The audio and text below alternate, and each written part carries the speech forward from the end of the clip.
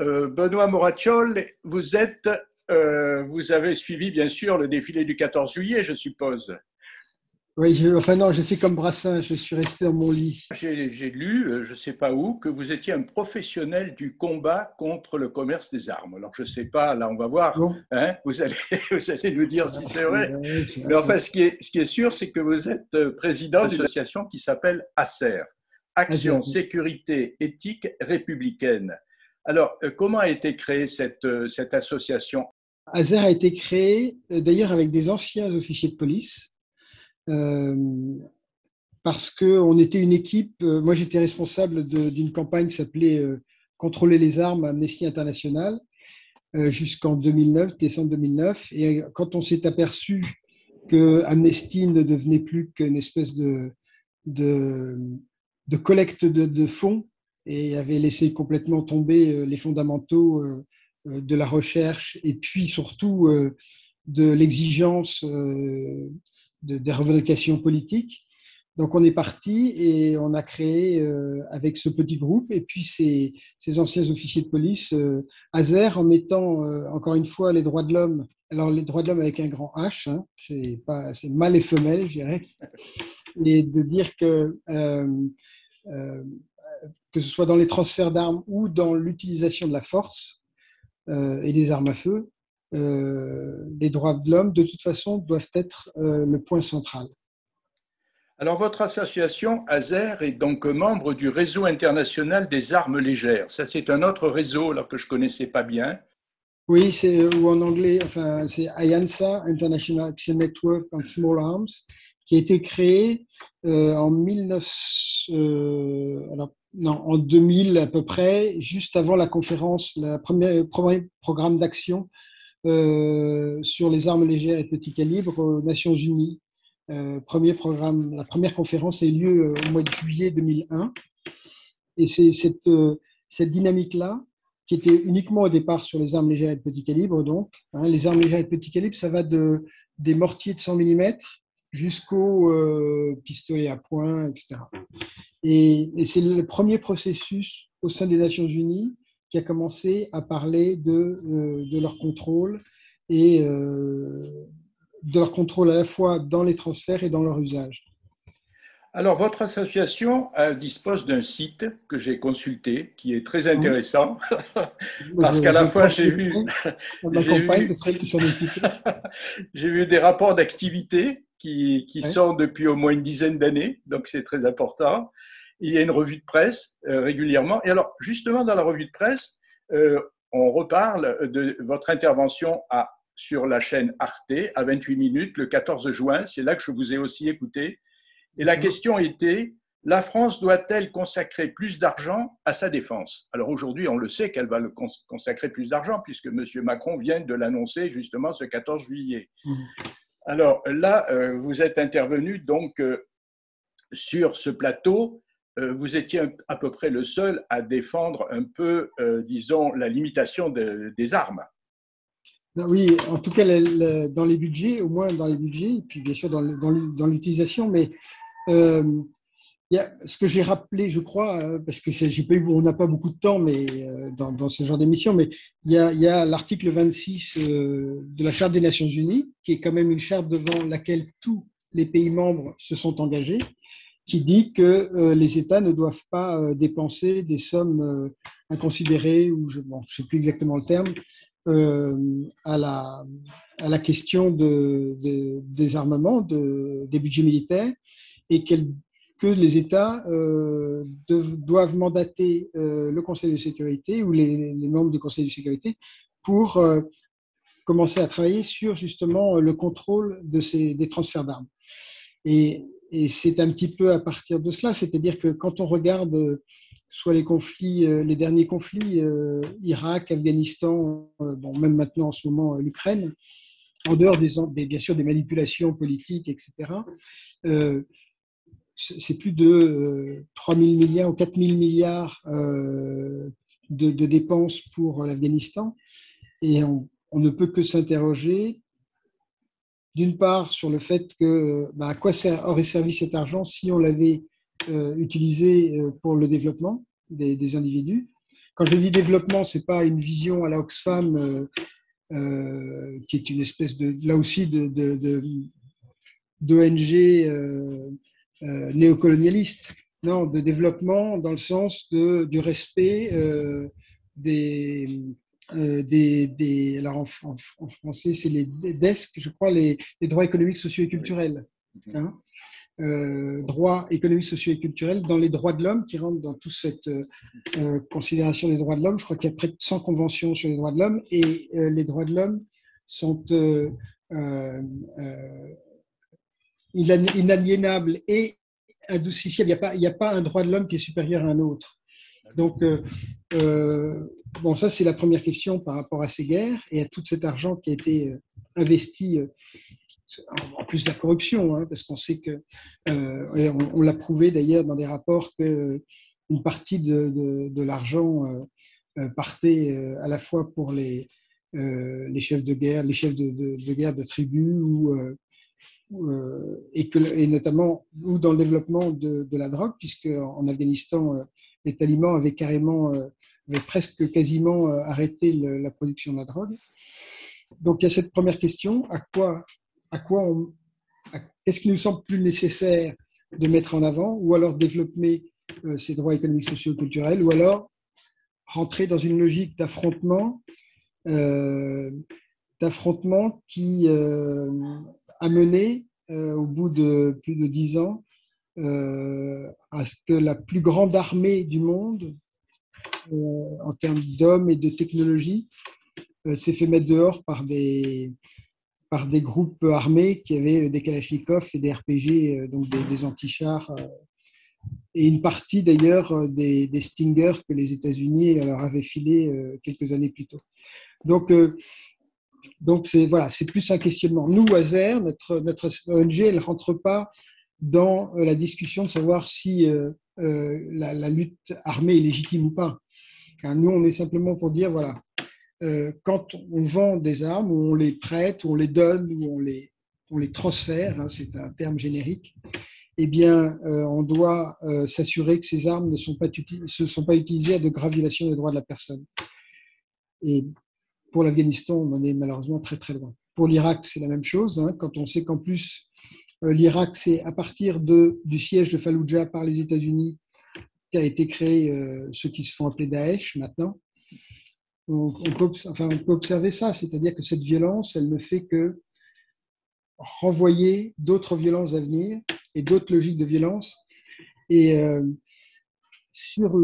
déjà sur le Kosovo, moi j'avais travaillé un petit peu sur le Kosovo, sur la guerre du Kosovo, qui est une guerre qui a été fabriquée par la propagande de l'OTAN, qui disait qu'il y allait avoir un génocide, etc., etc. Maintenant, on sait que c'était faux. Et il y a 2 points qui étaient intéressants. Il y avait une résistance non violente qui était coordonnée par un type que j'ai rencontré une fois, qui s'appelait Rugova, au Kosovo, et qui n'empêchait pas, bien sûr, la violence qu'il y avait. Elle l'a réfrénée. Il y avait des gens il y avait peut-être 4000, 5000 personnes qui étaient dans les commissariats avec des situations de torture, etc., etc. Et puis, à partir du moment où Richard Holbrooke, donc le représentant spécial de Clinton, rencontre Tassi, reconnaît Loucheka, eh bien, et l'entrée en guerre de l'OTAN, eh bien, on était peut-être à 2000 morts, et là, on commence à être 10 000, 15 000, 20 000, etc. La Syrie, la même chose. C'est-à-dire qu'à chaque fois que des groupes armés disent oui, on va prendre les armes pour défendre les populations civiles, on s'aperçoit que le pourcentage de personnes tuées, de la population civile tuée ou blessée, etc., parce que les blessures, les traumatismes, il faut bien entendu en tenir compte, augmente de façon exponentielle. Donc, c'est là-dessus que nous, on s'interroge, nous, ASER, en tant qu'association, c'est quand on envoie des armes dans un endroit, est-ce qu'au fond, au bout du compte, est-ce qu'elles vont permettre une meilleure protection des droits de la personne, ou est-ce qu'au contraire, elles vont aggraver la situation des individus? Alors effectivement, vous aviez aussi publié dans le journal La Croix, je vois le 27 avril, sous le titre La politique d'exportation d'armes du gouvernement français est irresponsable. Alors là, on va parler après d'exemples d'armes exportées par la France. Et j'ai relevé une phrase qui était l'histoire se répète, parce que vous avez évoqué plusieurs justement cas, et c'est un risque de destruction de l'humanité plus rapide encore que la révolution climatique à venir. Alors comme on sait qu'aujourd'hui on alerte sur cette fameuse ces dangers climatiques qui existent absolument, mais là vous prévoyez même que si on continue à utiliser des armes et des armes de plus en plus fortes, et y compris l'arme atomique, on pourrait avoir une destruction de l'humanité encore plus rapide. Oui, ben bon, il y a une réalité avec ce déséquilibre de la terreur, c'est-à-dire que euh, les États-Unis envoient un B-52 15 jours avant l'invasion de l'Ukraine par les troupes russes, hein, qui est une violation du droit international, mais 15 jours avant, les États-Unis envoient un B-52 en Grande-Bretagne, chargé d'une bombe atomique, oui, c'est ça, d'une bombe atomique, en voyant un signal qui n'est plus subliminal. Et de l'autre côté, Poutine répond en disant oui, oui, d'accord, vous voulez jouer à ce jeu-là, donc moi, je suis là et je peux appuyer également sur le bouton. Donc là, ça dépend un petit peu des individus. Hein. Ça nous dépasse un petit peu parce que on sait maintenant, je ne sais plus si Salinger qui avait raconté que lors de la crise de Cuba, qui était en fait une réponse à la crise en Turquie, parce que à cette époque-là, l'OTAN avait mis des missiles vers la Russie en Turquie et Khrouchtchev avait répondu en les mettant à Cuba. Kennedy avait failli appuyer sur le bouton.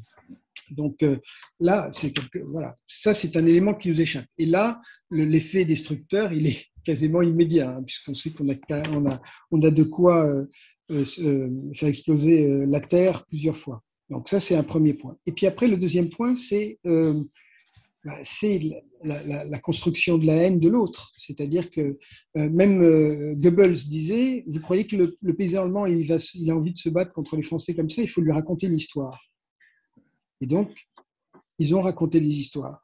Et à chaque fois, pour les guerres, il faut raconter des histoires. Il faut raconter des histoires.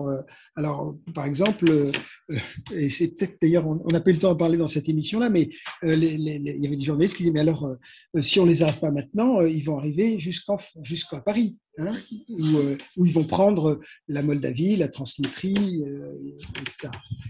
Et je rappelais que c'est quelque chose que j'avais entendu dans une émission d'ailleurs, je crois que c'est Merchez qui disait ça, et après j'ai vérifié, il disait que pour envahir l'Ukraine en 19, les Russes à l'époque avaient eu besoin de plus de, je ne sais plus si c'est 1 million ou 2 millions de personnes.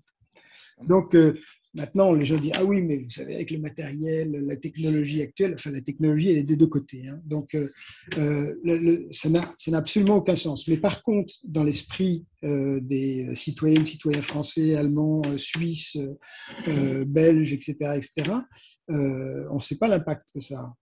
Et on ne sait pas si à un moment donné, ça c'est bien entendu, enfin ce que nous arrivons à décoder, c'est que derrière cela, il y a le besoin de renforcement de l'OTAN et puis le renforcement des industries de l'armement et donc de la part des dépenses d'armement dans les budgets nationaux.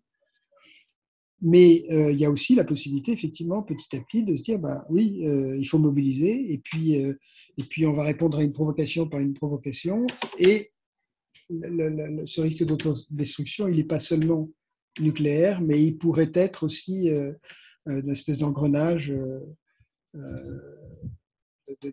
d'armes, je dirais, conventionnelles. Alors, Benoît Mourachol, vous avez, là, on a parlé de votre association, AZER. Je sais, j'ai aussi regardé les vidéos que vous faites sur les conférences. Chaque fois que vous intervenez, chaque fois qu'il y a une conférence des États sur le commerce des armes, jour par jour, là, vous tenez votre carnet.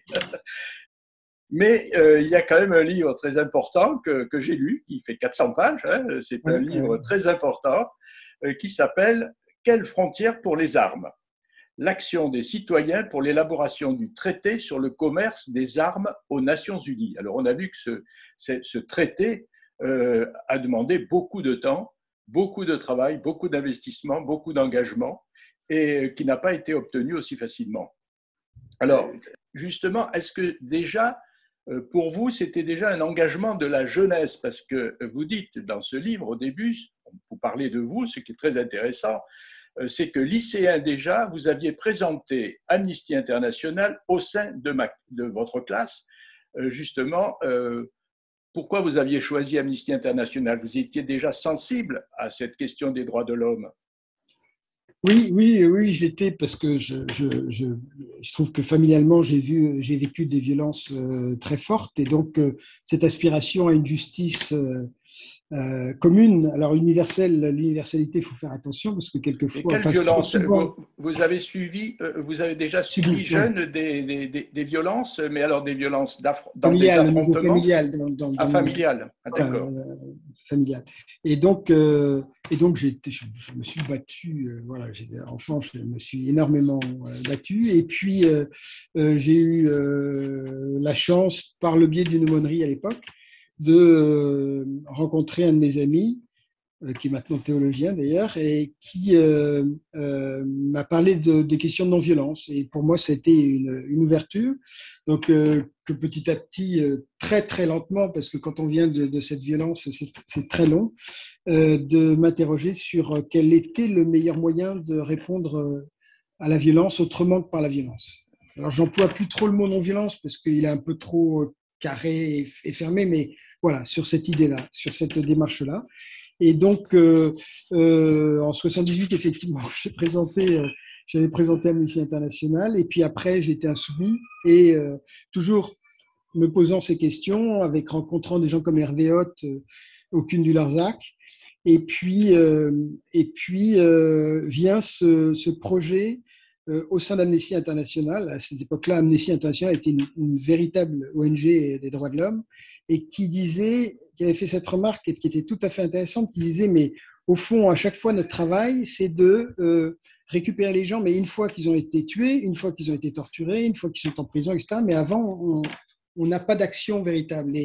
Et en faisant un travail là aussi de terrain, on s'est aperçu que dans plus de 90% des cas, les armes ou la menace de l'utilisation des armes est présente. Donc, il y a quelque chose comme ça, et ça, je crois que c'est 83, l'Assemblée internationale d'Amnesty à Julian-Josas, où on commence à poser la question de la responsabilité des États dans les transferts d'armes. Il y a des militants qui travaillent sur les violences en Ouganda, Idi Amin Dada, qui donc massacrait son peuple et ses peuples, parce qu'il y a plusieurs peuples un peu partout dans chaque pays. Et ils avaient remarqué que Idi Amin Dada était armé, les troupes d'Amin Dada étaient armées par des armes britanniques. Et donc, il y a toute cette réflexion qui a commencé au sein d'Amnesty International. Et à ma connaissance, hein, il n'y a que dans cette ONG, c'est dans cette ONG que ça a commencé, en disant, c'est pas du tout un point de vue antimilitariste, mais un point de vue de dire, voilà, notre travail, c'est la prévention des violations, donc travaillons sur les outils qui amènent ces violations. Et c'est la première fois, donc j'ai vu dans un mouvement que j'avais rejoint, donc quelque chose de concret, qui n'enlève pas toutes les associations et les mouvements qui dans le monde sont ou pacifistes, ou non-violentes, ou antimilitaristes, etc.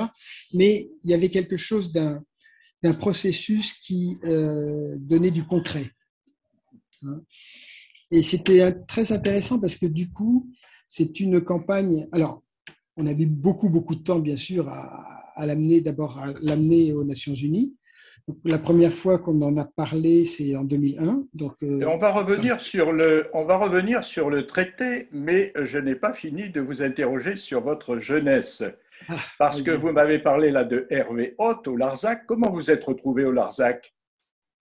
Qu'est-ce qui vous a attiré au Larzac? Est-ce que c'est Hervé Hott qui justement était un des leaders de la non-violence, ou est-ce que vous êtes allé au Larzac parce qu'il y avait aussi tout un mouvement contre l'armée? Alors, à 18 ans, donc toujours cette époque-là, 18-19 ans, on avait monté, oui, c'est 78, la grande manifestation du Larzac à Paris. Donc, on avait monté un comité Larzac. Ah, voilà. Donc, à la Saint-Cloud, c'était le lycée de la Saint-Cloud, avec Marc Orgon, qui était Ah un oui. des cofondateurs du PSU. Et puis, donc, on était dans cette dynamique-là. Je pars chez moi en Corse vivre. Je vis 3 ans en Corse, et puis dans mon village. Et puis, donc je fais une lettre pour demander mon statut d'objecteur de conscience, qui est refusé par, Ah bon?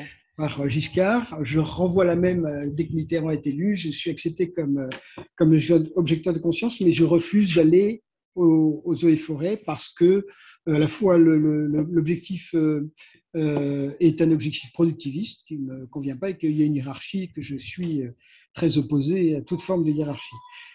Je trouve la question de l'autorité intéressante, mais pas la hiérarchie. Et donc, je m'engage avec les compagnons bâtisseurs où je retrouve des amis, dont cet ami Joël Molinario, et avec lequel voilà, on travaille pour l'habitat social. C'est-à-dire ou alors on construit des lieux avec des associations qui ont un but social d'accueil, ou alors avec des familles du quart-monde, où on monte un plan de financement et avec la famille, on construit un lieu pour qu'elle puisse vivre décemment. Et là-dedans, on avait des stages. Et donc, on avait eu un stage au CUN du Larzac. Et voilà. Et c'était cette rencontre. Alors, bien sûr, comme je m'étais déjà engagé sur un comité Larzac un peu plus tôt, je savais, je savais de quoi il en était. Et ça avait été très intéressant. Et d'ailleurs, Hervé Hott m'avait dit à l'époque, et c'est un truc qui est vraiment. Enfin, donc, c'est 80. Je crois que c'est 83, quelque chose comme ça. 83 ou 84, oui. Oui. Ouais. Et il me dit alors c'était la course aux armements, hein, et il dit les États-Unis annoncent toujours leur politique à l'avance. Et effectivement, les États-Unis avaient annoncé qu'ils mettraient à genoux l'URSS par le biais de la course aux armements, ce qu'ils ont fait. Et cette analyse est toujours valable aujourd'hui, hein, et sur l'Ukraine. Je ne sais pas si on va revenir sur l'Ukraine, mais elle est toujours valable aujourd'hui sur l'Ukraine. Et c'est vraiment intéressant de voir. Alors bon, je ne sais pas si.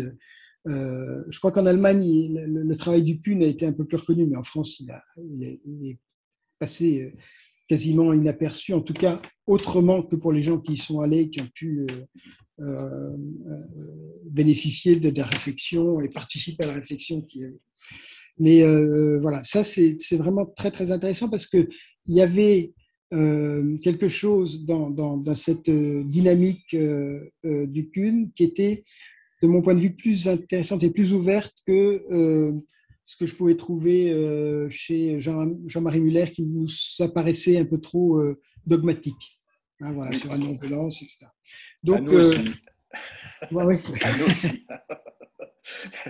Alors, justement, là, on a parlé déjà de votre jeunesse, et puis, mais je vois que on va parler bien sûr du traité sur le commerce des armes, puisqu'on va revenir sur le livre, hein, Quelles frontières pour les armes. Mais j'ai appris aussi que vous étiez comédien. Oui, j'ai travaillé comme comédien. J'ai été 15 ans intermittent du spectacle. Donc, voilà. et vous êtes acteur dans plusieurs films. Je vois, par exemple, La maladie de Sache, Le fil à la patte, L'Émile, Le train de la liberté. Oui, ouais, qui était un beau film, hein, sur l'histoire de ces Allemands qui étaient mis en camp de concentration à la demande de l'Allemagne nazie.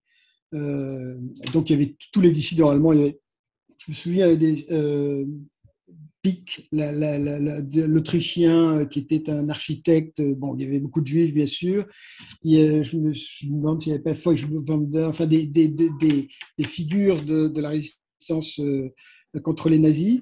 Et un un commandant de camp qui, lorsque les Allemands demandent la restitution de tous ces dissidents, dit non, c'est pas comme ça qu'on fait chez nous, et qui leur permet de partir et de se réfugier, pour certains en Espagne, d'autres jusqu'aux États-Unis, etc. Voilà. Alors la plupart, notamment Stéphane Hessel et sa famille, étaient réfugiés à Sanary, près de l'endroit où je me trouve actuellement. Je suis à Sifour, à côté de Sanary. Et à Sanary, je suis pas né très loin de là où vous êtes. Hein. Je suis né à l'hôpital militaire de Toulon. De Saint-Mandry, de Toulon. À Sainte-Anne, l'hôpital Sainte-Anne. Et justement, à Sanary, il y a encore une plaque, justement, avec tous ceux qui étaient réfugiés à Sanary, c'était nombreux. Et la plupart se sont retrouvés justement dans le camp d'Émile. Alors actuellement, on visite ce camp d'Émile, mais très longtemps, on n'en a pas beaucoup parlé. Mais en fait, il y a un livre qui est sorti maintenant sur justement tous ces réfugiés qui étaient à Sanary. Et voilà. Et il y a encore de la famille, des descendants qui arrivent très nombreux pour séjourner, prendre leurs vacances à Sanary. Alors c'est pour ça qu'on a encore les descendants de ces Allemands anti-nazis. Alors, en 1982, il y a la France, justement, c'est les problèmes du Tchad. C'est-à-dire que la France livre des armes au Tchad, à un dictateur. Et là, je relève une phrase que vous dites dans votre livre, justement, Quelles frontières pour les armes ? Il est plus facile de condamner les dictateurs de lointains pays du Sud que de s'interroger sur la responsabilité des pays du Nord, exportateurs de matériel à destination de ces dictatures, qui leur assuraient ainsi la possibilité de se maintenir en place. Effectivement, on a condamné tous ces dictateurs dans l'utilisation de leurs armes. Ils en profitaient d'ailleurs pour se maintenir, mais il faut dire aussi qu'il y avait la responsabilité. Alors, est-ce que ce problème du Tchad, déjà, vous en avez parlé à cette époque, vous y avez pensé? Oui, c'est d'ailleurs une des actions. Alors, l'époque d'Amnesty de l'époque, c'était Londres qui planifiait les actions. Et après, elle renvoyait ces actions à toutes les sections à travers le monde. Et ce qui était assez drôle et dramatique à la fois, c'est que la position de la section française, alors, pas des groupes et des individus qui étaient investis dans un projet, je dirais, d'une vision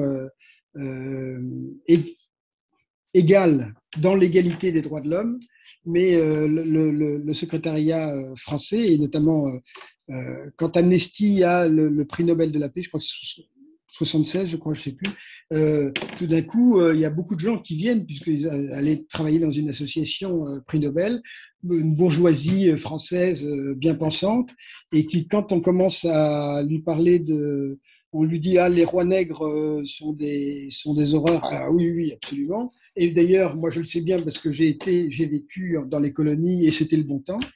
Et que quand on leur dit, oui, mais les Français, le gouvernement français est responsable ou complice parce que c'est eux qui ont vendu les armes, ah non, ça, c'est pas possible. Ou alors, vous faites le jeu des Anglais ou des États-Unis. Donc, il y avait des actions qui étaient décidées et puis, en fait, elles étaient bloquées au niveau de ce qu'on appelle toujours d'ailleurs aujourd'hui le secrétariat national. Au point qu'il y avait des réunions. Alors moi, à l'époque, je n'étais pas encore au secrétaire national, j'étais dans un groupe, je ne sais plus, alors 82, je devais être à Tours. Et donc, on n'était pas au courant de ces discussions. Mais il y avait déjà des tensions très, très importantes, au point qu'un des responsables de la région Afrique au secrétariat international était venu en France pour demander où était le problème. Hein. Et puis, il y a eu donc le Tchad, et puis après, il y a eu le Togo. Hein. Alors, le Togo, on fait un grand pas dans le temps, mais c'est 99. Et là, donc, le père Eyadema, là, c'est le fils. Hein, donc, le fils, c'est un peu moins violent, mais encore bien plus corrompu. Eh bien, il y a un chercheur, d'ailleurs, Gaëtan Moutou, un chercheur grand spécialiste de l'Afrique de l'Ouest, d'origine mauricienne, et qui fait une mission de recherche au Togo et qui dit qu'il y a des centaines de corps que l'on retrouve sur les côtes du Togo et qui ont été jeter des hélicoptères ou des avions, comme ce qu'avaient fait les Français pendant la guerre d'Algérie. Et là, c'est le scandale, voilà, c'est un scandale, sauf à la section française où on dit mais non, mais c'est pas du tout le cas. Qu'est-ce que vous racontez, etc. C'est-à-dire que des gens qui étaient responsables de la région Afrique en France, qui n'avaient jamais mis un pied au Togo dans cette mission pour au moins évaluer les éléments qu'avait rapporté Gaëtan Moto, eh bien contestent sa version des faits, la contestent jusque dans les ministères, et ils sont couverts. Et il y a une pression mais terrifiante qui est faite vis-à-vis de ce chercheur, qui me dit, de toute façon, jamais plus je ne ferai des recherches quand la France est impliquée dans un pays en Afrique. Pour vous dire la violence de ce que c'est. Et moi-même, je suis traité d'anti-français. Voilà, pour dire que les choses ont été quand même assez loin. Et puis vient après, vient avant, le Rwanda, mais la question rwandaise ressort avec la mission d'information ouverte et à la demande de Quiles. C'est vraiment Paul Quiles qui est président de la commission de la défense de l'Assemblée nationale, qui vraiment insiste pour que cette et dont le chef de cabinet est Jean-Pierre Molny, qui est actuellement le directeur adjoint de l'IRIS, l'Institut des relations internationales. Et il insiste pour cette commission d'enquête. Non, c'est une commission d'information, pas d'enquête. Elle n'a pas les moyens de l'enquête, mais elle réussit quand même à déclassifier un certain nombre de documents qui montrent que la France a exporté bien sûr des armes avant au régime génocidaire, sans bien sûr avoir l'intention. Enfin, on n'imagine pas qu'en France, à part quelques fous furieux, ils aient eu l'intention du génocide, bien sûr. Mais je dirais sans prendre l'engagement, ou en tout cas sans demander l'engagement auprès des autorités à Biarimana, que ces armes ne puissent pas servir à de graves violations des droits de la personne. À aucun moment cette demande s'est faite. Et là encore, on est dans une vision Fashoda de l'Afrique, c'est-à-dire donc Fashoda, ce lieu géographique qui représentait une espèce de centre géographique de l'Afrique, au sud du Soudan, où les Anglais et les Français s'étaient rencontrés, s'étaient arrangés en se donnant une partie de l'Afrique l'un et l'autre, et s'accusant les uns les autres d'avoir trahi ce truc-là. Donc, le syndrome Fashoda, c'est pour les Français, en tout cas, de dire tout ce qui est critique du gouvernement français, c'est pour faire avancer l'influence des Britanniques en Afrique. Les Africains là-dedans n'existent pas, bien entendu. Donc cette tension, elle existe également au sein d'Amnesty International. Je me souviens d'une lettre qu'avait préparée Médecins sans frontières pour condamner la France, etc., et d'un président de l'époque qui est devenu d'ailleurs député PS, c'est assez dramatiquement drôle, Denis Robillard, qui annote pour diminuer l'impact, la critique de ce même gouvernement, c'était un gouvernement socialiste. Et sur justement la responsabilité, nous on a sorti un rapport avec l'Observatoire des armements de Lyon. Il y avait un formidable chercheur à l'époque qui s'appelait Bruno Barillot, qui est malheureusement décédé depuis, qui montrait bien que les armes avaient été exportées. Il y avait même des sous-munitions, des mines antipersonnelles qui avaient été exportées auprès du gouvernement rwandais, et on a su après ça a été fait le lendemain du génocide et également après à Goma. Et là, ce qui est très très important, et c'est une raison pour laquelle on s'est intéressé à la question des armes, c'est que c'est pas simplement le fait de dire oui, il a dit ça, ou les paroles, c'est toujours très très compliqué, à moins de les avoir enregistrées, et puis même en enregistrant, on peut faire des montages, etc. Là, c'est quelque chose de factuel. Pour qu'il y ait une exportation d'armes, il faut qu'il y ait une décision à un moment. Et à partir de cette décision, on peut remonter aux responsabilités.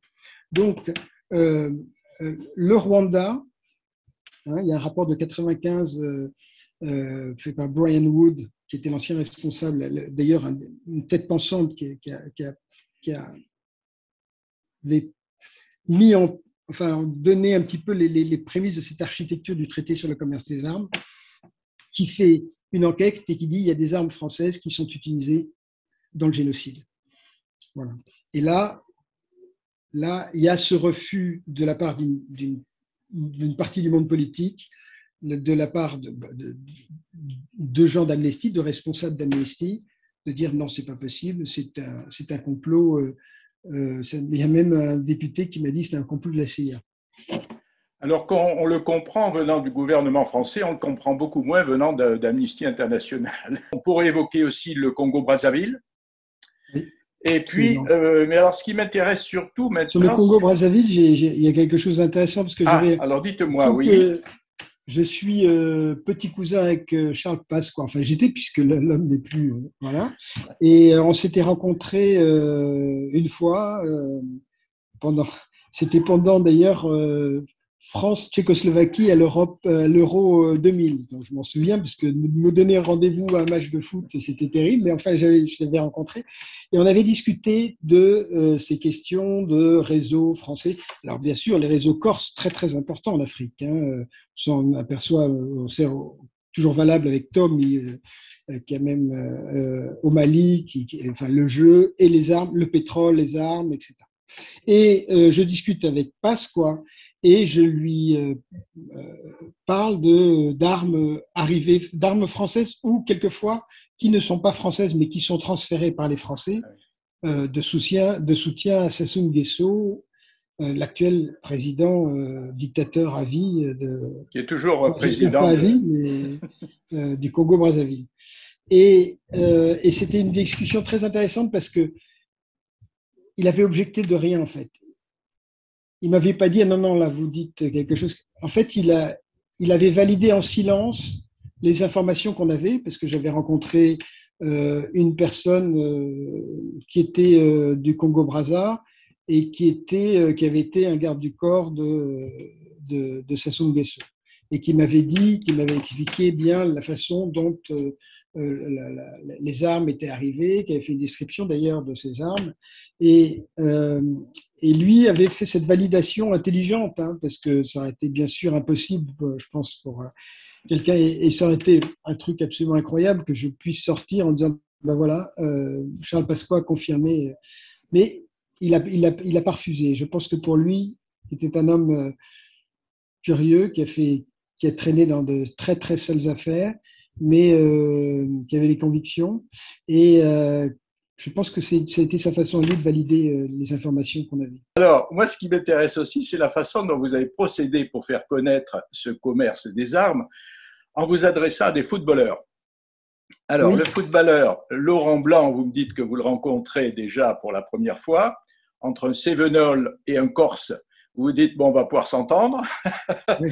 Et puis là, vous avez tout de suite la participation de Liliane Thuram, qui est quand même, qui après va s'engager énormément. Pourquoi avoir fait appel tout de suite comment vous avez pensé aux footballeurs? On avait besoin de… Le football, vous allez dans… Enfin, moi, il se trouve que j'ai un peu voyagé, et que dans tous les pays du monde, quand vous parlez de la France, les gens disent oui, oui, ah, oui, oui. Mais quand vous dites Lilian Thuram, Zinedine Zidane, voilà, oui. Il y a quelque chose d'extraordinaire là-dessus. Donc, et c'est assez intéressant parce que quand je demande à Laurent Blanc s'il accepte dans un premier temps de soutenir la campagne, donc il dit assez rapidement, il dit oui. Et donc, on sort un communiqué de presse pour le dire. Alors, Laurent Blanc me dit oui par oral. Pour moi, enfin, culture corse, culture de l'oral, une parole donnée est une parole donnée. Donc, on fait un communiqué de presse et à ce moment-là, il y a une partie des gens qui disent affolés, mais tu n'as pas le droit de dire ça. Il n'a fait que le dire. Il a pas. Enfin, bon, voilà, il y a toujours deux cultures. Mais bon, l'engagement a été donné et on fait ce communiqué de presse et je rencontre un journaliste à l'époque qui bossait à TF1 et je lui dis ça et il me dit « Ah oui, oui, c'est vrai, j'ai vu passer quelque chose, j'ai vu passer un fax disant que Laurent Blanc était engagé et il ne savait pas trop sur quoi il était engagé. » C'est une histoire sur les armes. Il ne savait pas que c'était pour un traité sur le commerce des armes, mais en tout cas, voilà. Et ça a été un moyen. Alors, Laurent Blanc est l'équipe de France et après, je contacte Lilian Thuram qui lui aussi dit tout aussi rapidement oui, et avec lequel d'ailleurs on fait un clip. Et il y a une espèce de relation. Enfin, on est devenus copains, on est à travailler ensemble. Et il y avait une conviction de sa part dans cet engagement. Et, je me souviens il fait une interview pour Stade 2, l'émission de sport sur la 2. Et tout d'un coup, c'est assez beau parce que tout d'un coup, il se met à parler du fait qu'il explique à son fils un clip qu'on avait fait avec Lilian pour demander un vrai contrôle sur les armes légères et petit calibre. Et là, il y a quelque chose d'assez magique qui se passe, etc. Et ben, je ne sais pas où il en est aujourd'hui, d'ailleurs, mais voilà, je pense que c'est un moment assez important. Et dans ces cas-là, c'est important à la fois parce que ça nous permet d'augmenter considérablement l'audience qu'on peut avoir. Et puis j'espère que c'était aussi un moment important pour lui. Ah oui, parce que là, ce clip a été diffusé dans le monde entier presque, je crois. Il a eu un énorme succès. Oui, Parce que, ouais. On a même réussi, alors ça c'est un pied de nez aux spécialistes des anglo-saxons des médias.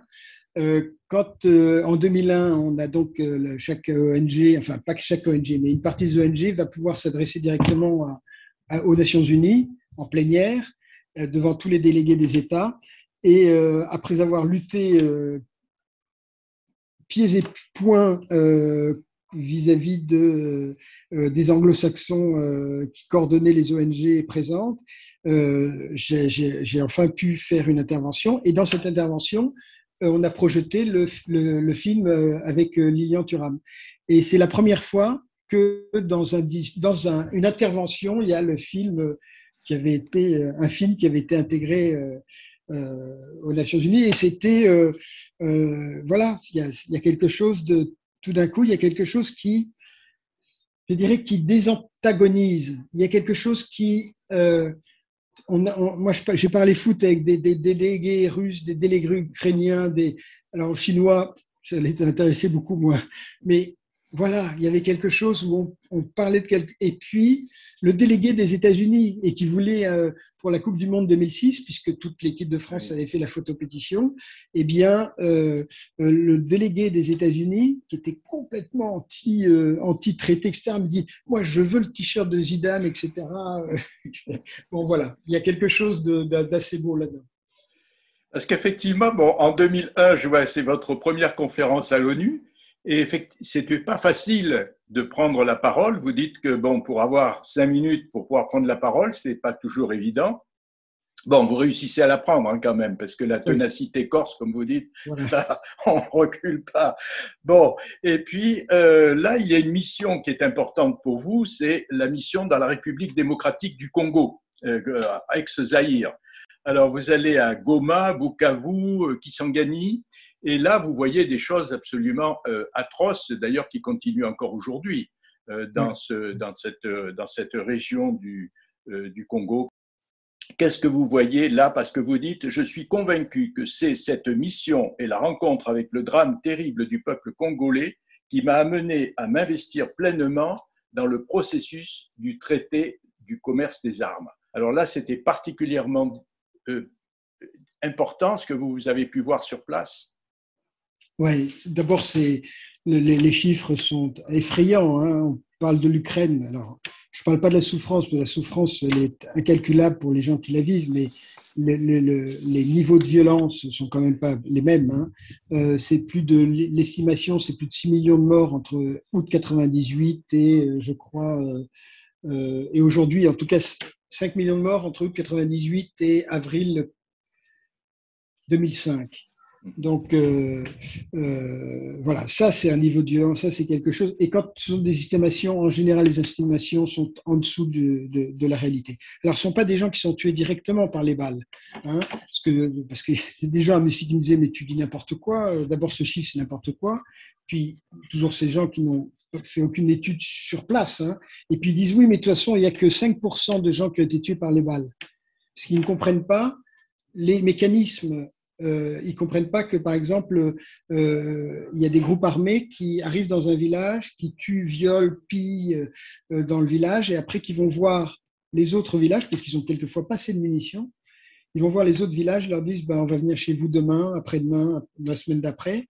Donc tous les gens fuient dans la forêt équatoriale, ils ne peuvent pas vivre dans la forêt équatoriale.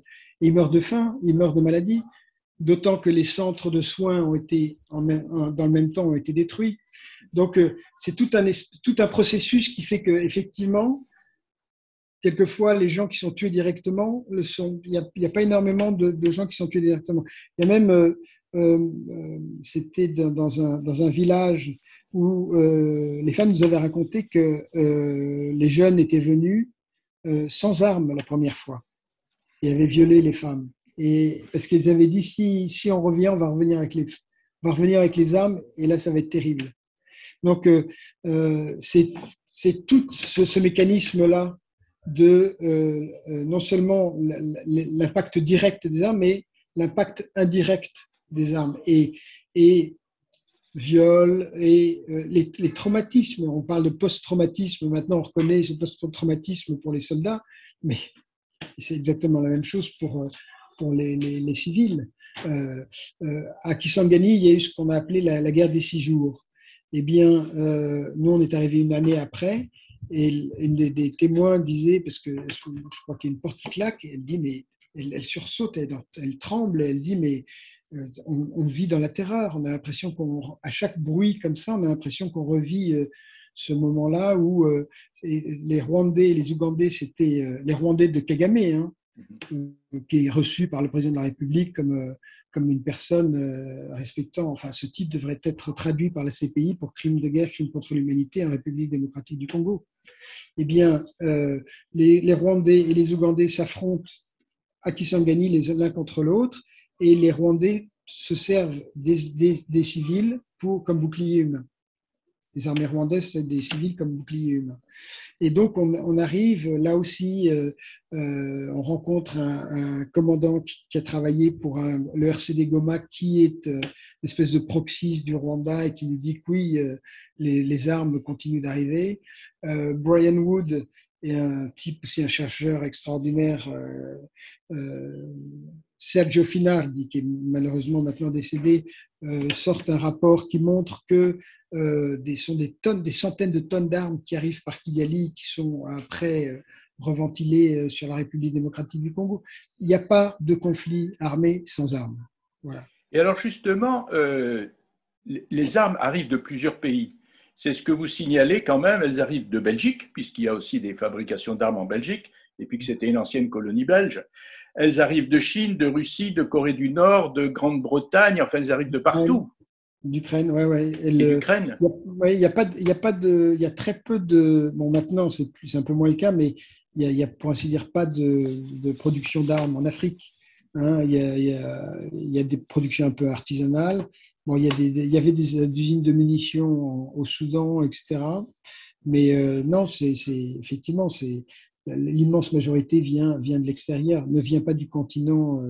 Bon, les Égyptiens sur le Rwanda, pendant le génocide au Rwanda, effectivement, et l'Afrique du Sud, hein, ont des capacités de production d'armes, mais l'immense majorité vient des pays européens ou occidentaux, quoi. Donc, États-Unis compris d'ailleurs. Donc, oui, il y a une responsabilité, il y a une double responsabilité. Et pour le Rwanda, parce que cette histoire n'est pas finie, hein, les crimes de génocide et de crimes contre l'humanité sont imprescriptibles. Il y a la question qui se pose, ce qu'on avait mis dans une de nos tribunes à la Croix, de la complicité. Hein. Le rapport Ducré dit qu'il y a une responsabilité écrasante de la France, du gouvernement français, et refuse le mot complicité. Ils ne sont pas des juristes. Le mot complicité devra se poser et va se poser pour des gens comme Védrine, qui était absolument central au sein de l'Élysée. Il était secrétaire général de l'Élysée. Mitterrand, j'ai un ami qui était sur place, qui était représentant de l'AFP, me dit mais Mitterrand, il pense qu'à la mort et il est malade. Donc c'est Védrine qui était voilà, avec Queneau, avec tous ces gens-là. Oui, ces gens-là, pour ces gens-là, la question de la complicité dans le génocide du Rwanda se pose. Et j'espère pour les victimes rwandaises et j'espère pour eux aussi qu'ils seront jugés avant de mourir. Alors donc, en 2003, vous lancez la campagne. Bon, il va y avoir plusieurs années, hein, parce que justement, pour obtenir ce traité, je vois que c'était quand même, il fallait de la ténacité, comme vous dites, parce que là, alors, comme vous tenez dans votre livre presque année par année, c'est très intéressant parce que ça permet de suivre l'évolution et les difficultés en même temps pour obtenir tout ça. Alors, je vois par exemple en 2003, lancement de la campagne. Noël Mamère aussi va un petit peu vous donner un coup de pouce, maire de Bègle, un de nos collègues de la télévision. Et là, vous lancez aussi alors quelque chose qui est très intéressant au niveau de la pétition du million de visages. Alors ça, c'est intéressant parce que souvent des pétitions, il y a des noms, on ne voit pas qui. Et pourquoi avoir choisi ce type de pétition et comment ça est venu cette idée de la pétition? Alors, je crois que c'est Oxfam qui a eu l'idée, comme quoi ils n'ont pas que des mauvaises idées, mais c'est eux qui ont eu cette idée-là. Et ce que nous ont rapidement, au début, les groupes Amnesty, à l'époque, les groupes d'Amnesty, c'était quelque chose de très important. C'était le financement d'Amnesty, une grande partie du financement. Maintenant, on essaye de les éliminer complètement. Et il y avait les tables de presse qui étaient dans les marchés, etc. etc. Oui, j'en ai vu. Oui. Et donc, oui, donc forcément, et donc les gens arrivent, ils signent. Quelquefois, moi, je m'est arrivé de signer, je suis pas sûr d'avoir toujours lu jusqu'au bout le texte, etc. Et puis, ils disent, bah non, c'est trop compliqué, etc., etc. Et puis, finalement, petit à petit, hop, et ils disent, ce qui est formidable avec la pétition photo, c'est que quand on dit, bah, vous voulez faire une pétition photo, vous voulez faire une photo pour le traité sur le Camazéen, et les gens disent, ah oui, mais pourquoi? Et ils disent, et là, on engageait des dialogues. Cette forme-là a été un formidable moment pour engager des dialogues. Et quand on lance cette pétition-là, on avait dans le projet, alors bien sûr, on avait travaillé les formes de campagne comme la campagne contre les mines antipersonnelles, mais on avait comme idée qu'au bout de 2 ans, 3 ans, il fallait que tout le monde dans le monde ait un peu entendu parler du traité, sans trop savoir ce que c'était, mais d'un traité sur le commerce des armes. Et c'est vrai que cette campagne était dans 172 pays, ce qui est quand même considérable. Alors, quelquefois, c'était peut-être qu'un petit groupe, mais ça fait rien. Il y a eu des photos de partout. Et alors, le million, on ne sait pas si on est arrivé jusqu'au million. En tout cas, Oxfam a décidé qu'un jour, il y avait 1 million et que ce million était un guerrier Maasai, très sympa d'ailleurs, très, très chouette, un coureur à pied absolument extraordinaire. Et Julius. Et donc, Julius, avec d'autres, on est allé présenter ce million de photos à Kofi Annan, qui était le secrétaire général des Nations Unies, et Kofi Annan, qui avait été très impliqué aussi dans le génocide du Rwanda, parce qu'il avait mis beaucoup de temps à réagir à l'époque du génocide. Alors, donc là, vous avez fait appel aux footballeurs. Très bonne idée pour la pétition des visages. Et puis, vous faites aussi appel quand même à quelques célébrités du cinéma, de la presse. Enfin bon, là, j'ai cité, enfin, je vois Emmanuel Béard, Julie Depardieu, Gérard Mordillat, Patrick Timsit, enfin, beaucoup d'autres. Hein. dont certains sont devenus des amis. Mais oui. Alors, si, il y avait un truc aussi intéressant. C'est la plus grande pétition de célébrités qu'on ait eue. Alors là aussi, la France, ça a plus de 100 noms de célébrités. Donc on a été vraiment très, très fiers de ça. Il y a eu deux anecdotes intéressantes. C'est quand on lance la campagne, donc Noël Mamère, qui est devenu un ami maintenant, accepte de faire une campagne, un lancement symbolique, etc. à Bègle. Et Amnesty, le bureau exécutif d'Amnesty France interdit toute manifestation pour la campagne sur le commerce des armes. Donc tout d'un coup, les groupes qui devaient, et j'ai l'interdiction de contacter les groupes de la région pour se coordonner avec Noël Mamère. Donc là, on est vraiment dans le truc de la bureaucratie absolue, etc. Et bon, donc il y a cette organisation. C'est même Lilian qui, avec le téléphone, on arrive à faire un truc. Il lit un petit discours et les gens, il y a comme quelques personnes qui se couchent à Bègle pour donner en solidarité avec ce qui se passe au Congo. Où on dit qu'il y a à peu près 2500 personnes qui meurent chaque jour au Congo. Donc, on voulait avoir au moins 2500 personnes allongées à Bègle, ce qui n'a pas été possible. Mais bon, voilà, c'est cette idée-là qui se fait. Et puis sur la pétition photo, là aussi, il y a beaucoup de gens, alors que j'ai des comédiens avec qui j'ai travaillé sur des plateaux, etc. Et la même chose, c'est des gens, ah oui, c'est intéressant. Et on discute et voilà. Et ça, c'est très important de savoir que quand on a un projet qui semble complètement aux antipodes des réflexions ou des pensées des gens, on commence à parler de ça et ça intéresse des gens qui viennent de milieux complètement différents. Ça, c'est quelque chose de très, très important. Ça veut dire que c'est ça, cette fraternité. C'est d'ailleurs, plus d'universalité, je parlerais de fraternité, de se dire que notre frère qui est juste au bout de la rue, eh ben, il est aussi important que celui qui est en Ituri, perdu au fin fond du nord-est du Congo. Voilà, ça c'est quelque chose que il nous a semblé toujours important. Alors à Zer, il nous semble toujours important de répéter. Hein.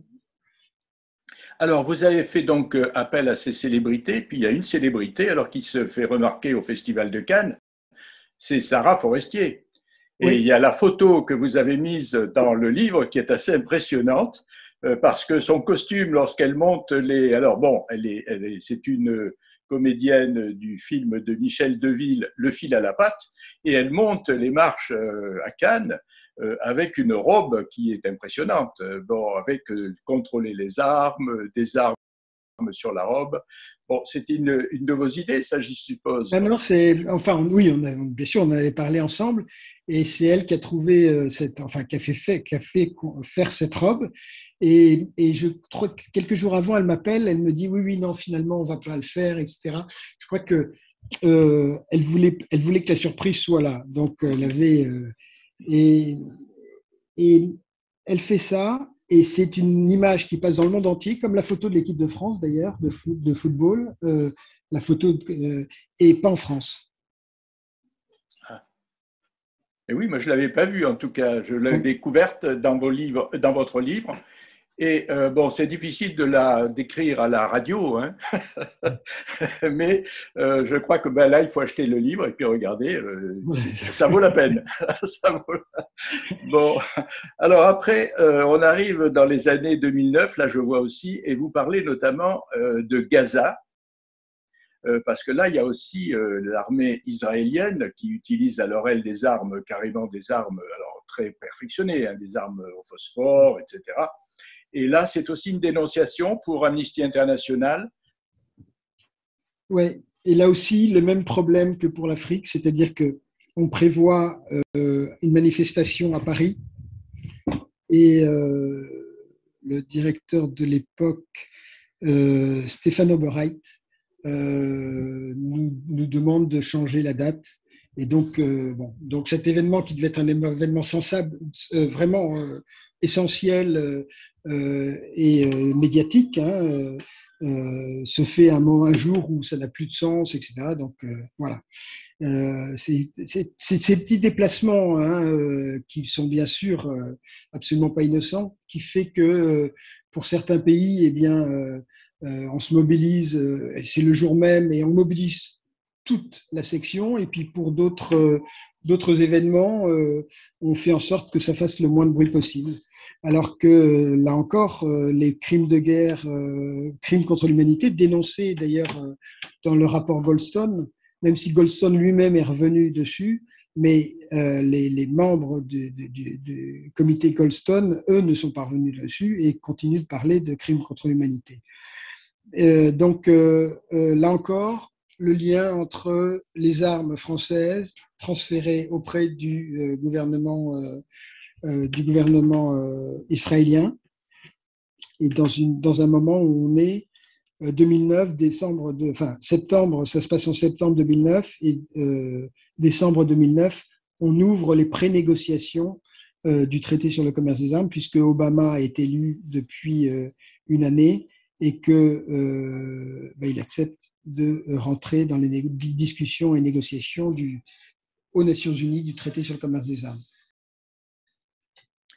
Alors là, je vois 2010, c'est en 2010 que vous créez votre association ASER. Alors, est-ce que c'était les relations que vous aviez avec Amnesty International qui étaient devenues un peu compliquées? Parce qu'effectivement, bon, vous avez fait plusieurs fois allusion là. On se rend compte que si on veut faire le travail qu'on veut faire, il faut qu'on crée notre propre ONG, et c'est là où on l'a créé. On a, en 2009, on nous dit, on est Amnesty, on démissionne d'Amnesty parce qu'on nous dit clairement que la question de la campagne du traité n'a jamais été prioritaire, mais ils nous disent quand même qu'elle sera plus prioritaire, et donc on ne pourra plus mobiliser les groupes chaque mois, etc., qu'on ne pourra plus faire des actions. Donc, on se dit, si on veut continuer à travailler, il faut partir. Et puis, alors si, on va quand même voir le directeur pour lui dire, pour lui demander de me salarier. Parce que quand vous avez dit que j'étais un professionnel, je ne sais pas si c'est professionnel dans le sens d'avoir une connaissance professionnelle, mais j'ai rarement été payé dans ce métier-là. J'étais 15 ans au RSA pour faire ça. Donc, la question professionnelle n'est pas franchement salariale en tout cas.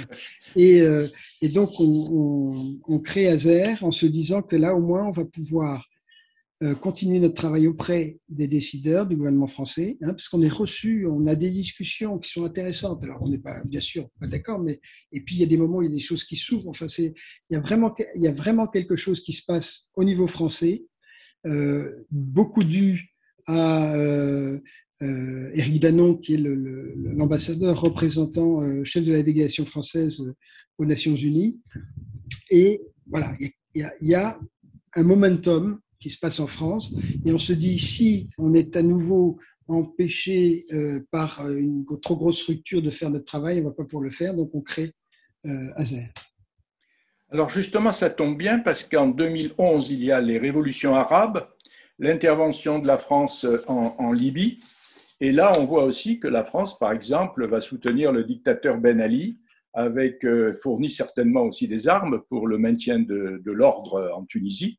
On voit que la France continue, donc votre action est toujours importante, c'est-à-dire qu'il faut y aboutir, il faut aboutir à ce traité. Non seulement aboutir, mais en plus le respecter, quoi. Et là, ce qui est intéressant, c'est que on rencontre les gens avec qui on travaille au niveau des ministères prennent conscience de choses auxquelles ils n'avaient pas spécialement pensé avant. Et ce qui est aussi une dynamique intéressante dans le travail d'opposition qu'on peut avoir, c'est-à-dire que on peut se dire que celui qu'on a en face de nous a toujours la possibilité de changer de position, d'ouvrir le regard, etc.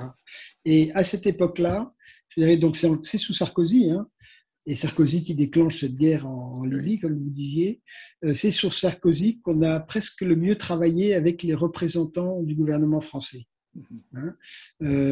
Après, chez Hollande, au début, si, il y a quand même avec le Chervi, je crois qu'il est ambassadeur, l'actuel ambassadeur en Birmanie, au Myanmar français.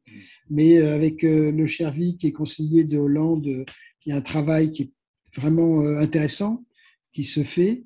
Et puis après, il y a une fermeture complète. Il n'y a pas un représentant du gouvernement qui est capable de dire quelque chose de façon libre. Ils sont dans un tunnel, ils sont tous enfermés dans des tunnels absolument dévastateurs pour eux-mêmes, pour leur vie de salariés, quoi, de fonctionnaires au service du bien commun. Alors 2012, il y a une réunion à l'ONU, et là, on espère quand même que ce traité va passer. Donc, il faut lire toutes les pages, bien sûr, dans le livre, parce que là, c'est presque jour par jour, on voit les difficultés. Et puis, on a l'impression qu'on avance. Il y a des contacts avec différents pays. on a l'impression qu'on avance, et puis au dernier moment, les États-Unis se retirent. Donc, et pourtant, c'est sous la présidence de Obama, on pourrait s'attendre à autre chose quand même. Est-ce que c'est justement l'influence de cette fameuse NRA pour la vente des armes qui, aux États-Unis, n'est toujours pas réglée? Oui, indirectement. D'abord, il y a quand même quelque chose, c'est-à-dire que Obama a construit un mythe extraordinaire sur lequel d'ailleurs j'ai marché. Moi, j'ai été un de ceux qui a cru à l'élection d'Obama, très vite à l'élection d'Obama, et qui a cru aussi au fait qu'il changerait les choses. Alors, je ne me suis pas trompé sur son élection, je me suis bien trompé sur le fait qu'il ait changé les choses. Il a, alors, ce que j'imagine, hein, c'est une réunion à la Maison-Blanche. Alors, c'est vrai qu'à force de fréquenter les ministères, etc., puis on peut imaginer un petit peu comment se passent les choses. Maintenant, je dirais qu'elles sont démythifiées quand on commence à rencontrer ces gens qui prennent ces décisions si importantes pour les autres, pas pour eux-mêmes, mais pour les autres.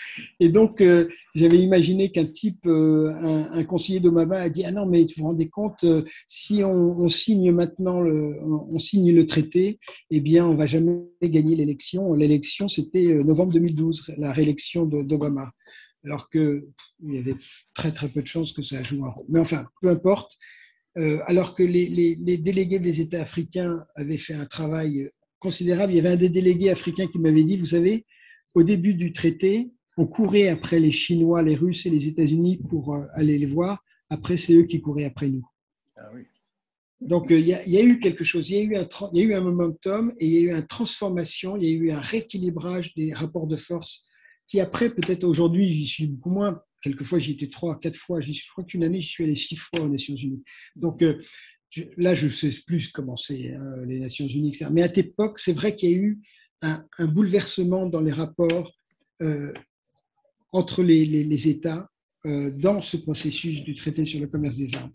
Et un matin, déjà, le type de la NRA, donc la National Rifle Association, a été prévenu le matin avant tout le monde.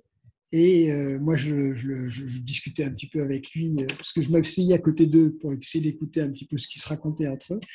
Et il dit alors, il voit un des délégués du gouvernement états-unien, et il dit alors, vous avez débranché le processus, c'est bien. Et donc, c'est comme ça que j'ai appris qu'il ne signait pas. Et on était abasourdis. Enfin, vraiment, on n'avait pas du tout vu le coup venir.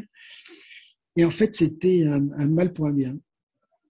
Oui, puisque l'année suivante, donc, ce traité, donc 2014, le traité est signé, 120 pays, et ce traité entre en vigueur le 24 décembre 2014. Alors vous dites, bon, ben c'est un cadeau de Noël, quoi. Donc 24 décembre C'est 2014. l'anniversaire de mon ami Brian Wood, Ah bon? que j'appelle le mastermind du traité. Oui, oui, et il y a aussi une anecdote qui est marrante parce que donc c'est au mois de mars que s'est faite la négociation finale. Dans tous les processus de traité, discussion avant le traité et de négociation du traité, quand on discute, on consolide le texte, on renforce le texte, et quand on commence à négocier, on diminue. On affaiblit le texte. Et là, entre juillet 2012 et mars 2013, eh bien, ça va être l'inverse. C'est la première fois que dans les processus des Nations Unies, c'est-à-dire que le texte est plus fort. Et il y avait un truc très drôle, c'est que donc on avait fait une demande de rencontre avec Laurent Fabius et puis avec la commission des affaires étrangères et du traité. Et puis, je dois donc Azer avait fait cette demande parce qu'on est complètement marginalisé par Amnesty, le CCFD, etc., qui veulent essayer de nous empêcher de participer aux réunions. Et donc, la réunion est organisée, on est invité. Et il se trouve que moi, j'avais pris un billet à l'avance, on n'avait pas les moyens, bien sûr, de faire changer la date. Donc, je me dis jamais. Et il neige. Et quand je dois prendre l'avion, je reçois un message de France qui dit on est obligé excusez-nous, on est obligé de déplacer votre voyage, etc. Donc formidable, j'ai pu participer à ces deux réunions. Et bon, Fabius morne pleine, il lit le texte, il découvre le texte en même temps qu'il lit, alors que c'est un type qui sait lire et comprendre, et comprendre. Est-ce qu'il a bien compris ce projet? Je ne suis pas sûr. Mais en tout cas, voilà, cette réunion avec Fabius est organisée.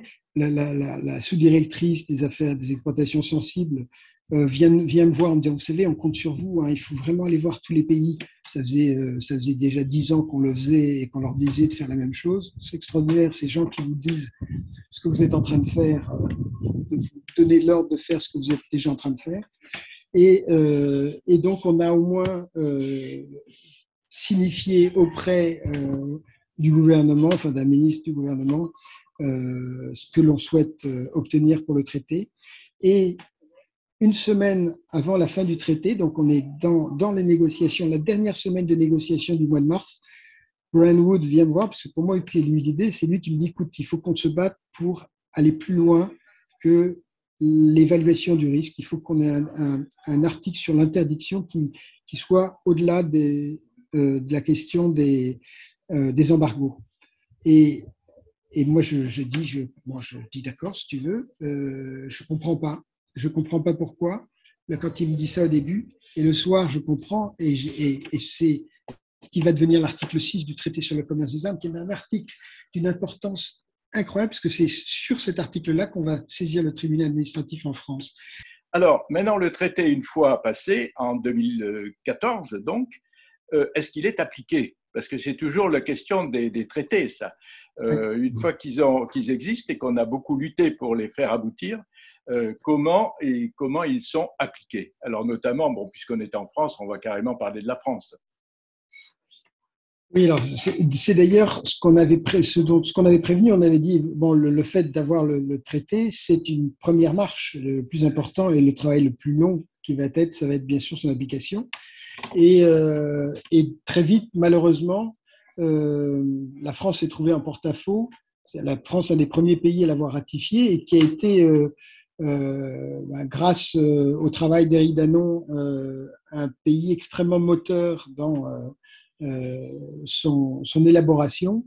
La France va devenir rapidement un des premiers pays en violant les principaux principes en violant les principaux fondamentaux du traité, qui sont les articles 6 et 7 du traité. L'article 6 du traité, c'est un traité dont j'ai un petit peu parlé tout à l'heure, qui concerne l'interdiction.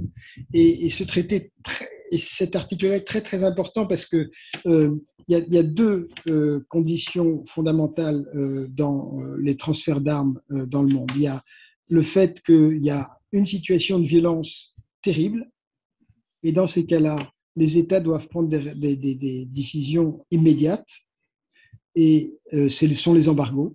Hein. Alors, quelquefois, il y a des embargos qui sont extrêmement rapides en direction de certains pays. Bon, on le voit par rapport à la Russie. Mais par contre, vis-à-vis d'autres pays qui seraient dans le camp occidental, comme Israël, il n'y a jamais eu d'embargo vis-à-vis d'Israël, parce que les États-Unis, notamment les États-Unis, mais la France ou la Grande-Bretagne ferait à ce moment-là opposeraient leur veto. Donc on s'est dit qu'il fallait réfléchir sur un autre moyen, qui ne soit pas un moyen collectif, mais que ce soit un moyen pour chaque État de pouvoir décider de leur pleine souveraineté d'arrêter toute exportation d'armes. Et là, donc dans cet article, il y a les paragraphes 2 et 3. Le paragraphe 2 qui dit que si les transferts d'armes, donc pas un transfert d'armes spécifique ou une arme spécifique, mais tous les transferts d'armes en direction de, prenons un exemple, l'Arabie saoudite et les Émirats arabes unis, eh bien, si ce transfert d'armes viole les engagements internationaux de notre pays, la France, à ce moment-là, le gouvernement doit stopper ces transferts d'armes. Et là, qu'est-ce que ça veut dire violer les engagements internationaux de la France? Eh bien, la France, elle s'est engagée, par exemple, la Convention contre le génocide, elle est engagée également sur la Convention de Genève et les protocoles additionnels. Elle est engagée devant la Charte des Nations Unies et est engagée également dans près de 100 conventions sur le respect des droits de l'homme. Voilà, tous ces traités internationaux font partie des engagements internationaux de la France. Et en l'occurrence pour la situation au Yémen, puisque assez vite, le groupe d'experts des Nations Unies au Yémen a dénoncé de possibles crimes de guerre. Nous disons qu'il y a également de possibles crimes contre l'humanité. Hein. Eh bien, la France aurait dû, dès 2017, suspendre tous les transferts d'armes en direction de l'Arabie saoudite et les Émirats arabes unis qui mènent cette coalition, mais également le Koweït, les autres pays qui étaient engagés, qui sont engagés dans la coalition.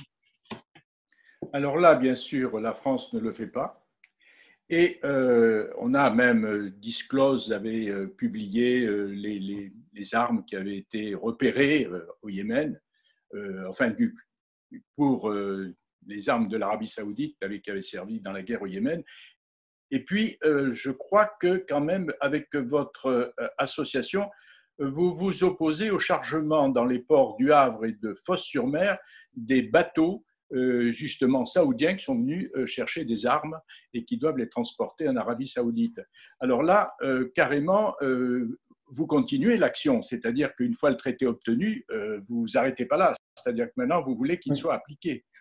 Non, dans le traité, il y a, dans le préambule du traité qui donne l'esprit du traité, il y a une référence aux ONG qui ont permis l'établissement du traité et on leur demande de faire en sorte de suivre aussi l'application de ce traité. Ça nous a donné un droit à agir. C'est pour ça qu'avec notre avocat, Matteo Bonaglia, on a saisi le tribunal administratif de Paris en 2018 pour demander la suspension des exportations d'armes de la France en direction de ces pays-là. Le traité a été bien conçu dans un souci de prévention, pas de punition. Hein. Donc là, on est sur notre rôle de prévention. Si vous envoyez ces armes, elles vont servir à de graves violations des droits de la personne, à de crimes de guerre, crimes contre l'humanité. Stop. Et dans cette dynamique-là, on a été au courant effectivement de flottes de cargos saoudiens qui passaient au Havre, à Fos-sur-Mer, à Cherbourg également, pour charger du matériel de guerre. Et là, grâce aussi à des ONG sur place, on a réussi à mobiliser. La plus grosse mobilisation, ça a été à Cherbourg, hein, la CGT Cherbourg qui a fait un énorme travail. Et donc voilà, on a réussi à encore une fois interpeller l'opinion publique. Du coup, forcément, puisqu'il y avait des mobilisations, donc il y a les journaux qui commencent à bouger, qui commencent à parler de cela. Et puis, très très important, alors que cette question n'avait jamais été évoquée dans les tribunaux et qu'à chaque fois le gouvernement opposait la question de acte de gouvernement, ce qui fait qu'un acte de gouvernement n'est pas jugeable par des juges en France, eh bien, les juges français, administratifs français, décident que ça n'est pas un acte de gouvernement, qu'ils ont un droit de regard sur la légalité de ces questions-là. Après, donc c'est un grand pas en avant. Ils ont sans doute été un peu terrifiés de ce grand pas en avant et ils sont revenus en arrière en disant que le traité n'avait pas d'implication directe en France, alors que l'article, je crois, 54 ou 56 de la Constitution dit bien que les traités internationaux sautent au-dessus des lois françaises. Et donc, aujourd'hui, on est devant le Conseil d'État, on attend une décision du Conseil d'État qu'on a saisie, toujours avec notre avocat Matteo Bonaglia et Paul Matonnet, qui lui est en plus avocat au Conseil d'État, pour demander au Conseil d'État de juger sur le fond de notre saisie. Mais ce qui est vraiment très, très intéressant, c'est de voir comment les juges, parce qu'au début, ils n'ont jamais été saisis de ce genre d'affaires, petit à petit sont rentrés dans cette logique et dans l'argumentaire qu'on leur a présenté. Et la dernière juge des référés, parce qu'à chaque fois, on a déposé un référé pour essayer d'empêcher les bateaux de charger ces armes, elle reconnaît qu'il y a un lien, elle reprend l'article 1er du traité sur le commerce des armes, elle reconnaît qu'il y a un lien entre les armes françaises livrées et la souffrance du peuple yéménite. Ça, c'est considérable, d'autant que c'est un document que tous les fonctionnaires vont recevoir, puisque là, ça fait partie de la décision de justice. Donc, Ça, c'est notre espoir. C'est pour ça aussi qu'on fait des choses. C'est qu'on pense que on travaille avec des êtres humains et que ces êtres humains, ils sont doués de la réflexion et de courage parfois, et qu'ils peuvent, à un moment donné, prendre des décisions en âme et conscience, et qui peuvent aller dans le sens d'un respect des droits de la personne. Mais ce qui est très, très intéressant aussi, c'est que nous, on a saisi le tribunal et tout notre travail sur cet article d'interdiction. J'avais parlé du paragraphe 2, il y a un paragraphe 3 qui dit que si les armes pourraient servir à des crimes de guerre, crimes contre l'humanité ou des attaques directes contre les civils, etc., on doit aussi stopper. Là, c'est les armes qui pourraient servir à. Et ce n'est pas une question d'évaluation, savoir si les armes, est-ce que ces armes vont servir, est-ce que ce type d'arme pourrait servir à telle chose, telle chose, telle chose. Non, c'est en termes de potentialité. Il faut évaluer, bien sûr, la situation sur place, mais ça n'est pas une évaluation d'usage, c'est d'utilisation, c'est une évaluation de potentialité d'utilisation. Et l'article 7, qui est un article qui s'applique que si l'article 6 ne s'applique pas, l'article 7 dit oui, et c'est un article très, très important, au début d'un conflit, on ne sait pas ce qui va se passer, les États doivent évaluer le risque d'utilisation des armes. Ça, c'est quelque chose de logique. Au début d'un conflit, quand le conflit est commencé, qu'on voit que de toute façon, la culture des belligérants, c'est crimes de guerre, c'est crimes contre l'humanité, et bien à ce moment-là, les États doivent stopper. Et les ONG, malheureusement, européennes, qui ne travaillent pas, alors souvent elles n'ont pas pris de juristes ou alors elles ont posé les mauvaises questions aux juristes, mais continuent de rester sur l'article 7. Alors c'est un peu technique, je reconnais que c'est un peu technique, mais c'est fondamental. La force de l'interdiction, quand on sait qu'on a, ça nous arrive en Corse quelquefois d'avoir des amis qui sont un peu proches de la mafia, et ben on sait que si on leur donne une arme, quelle que soit l'arme, ils vont s'en servir. Donc on ne leur donne pas. Puis il y a un autre qui est quelqu'un un petit peu comme nous et qui nous demande une arme. Eh bien, dans l'hypothèse où je suis un armurier, eh bien là, je peux évaluer. Je me dis, est-ce qu'il va s'en servir ou est-ce qu'il va s'en servir pour attaquer quelqu'un ou est-ce qu'il va s'en servir pour s'en défendre? Je peux faire cette évaluation. Mais si c'est un ami qui est dans la mafia, si je lui vends ou je lui donne cette arme, je sais qu'il va s'en servir à un moment. Voilà. Donc, c'est non. Alors justement, c'est intéressant parce qu'on est dans l'actualité là, avec l'Ukraine où on multiplie la livraison des armes. Il est bien évident que dans tout conflit, que ce soit d'un côté ou de l'autre, il va se provoquer, il va y avoir des crimes contre l'humanité. Il y en a déjà eu qui sont dénoncés, faits par l'armée russe, mais on imagine bien que dans un conflit, l'armée ukrainienne, à un moment donné, risque aussi de déraper. Donc, qu'est-ce qu'on fait maintenant dans cette situation avec l'Ukraine, par exemple? Est-ce que c'est une question que vous vous posez dans l'association? Oui, c'est une question qu'on s'est posée. Ce qui est difficile, c'est d'abord par rapport aux présentations qui sont faites des médias. C'est-à-dire que les médias, à chaque fois, nous présentent un temps zéro qui est l'invasion de l'Ukraine par la Russie, qui est une violation grave de la Charte des Nations Unies. Là, il n'y a pas de question là-dessus. Il y a une vraie invasion, il y a une vraie violation. Mais ce que nous essayons de dire, c'est qu'elle s'inscrit dans un processus dans le temps. Et je vous ai parlé de Hervé Hott tout à l'heure qui disait que la politique des États-Unis était toujours annoncée quelque part. Et là aussi, on ne peut pas s'empêcher de regarder les déclarations de Brzezinski, qui était donc conseiller à la sécurité de Carter et qui en 97, dans son livre The Grand Chess, dit les objectifs des États-Unis sont faire monter la Chine, ce qui a été le cas, ils l'ont fait remarquablement, je dirais, et affaiblir la Russie. Et pour affaiblir la Russie, il faut prendre l'Ukraine. Donc, en 97, il y a cette déclaration de politique extérieure, même si elle n'est pas directement de la Maison-Blanche, mais bon, quelqu'un qui a été conseiller à la sécurité, il fait partie des néocons, donc c'est des néoconservateurs états-uniens comme Cheney, comme Rumsfeld, comme Clinton, etc. Donc, mais voilà. Et on regarde après Maïdan, où Maïdan, il y a un coup d'État.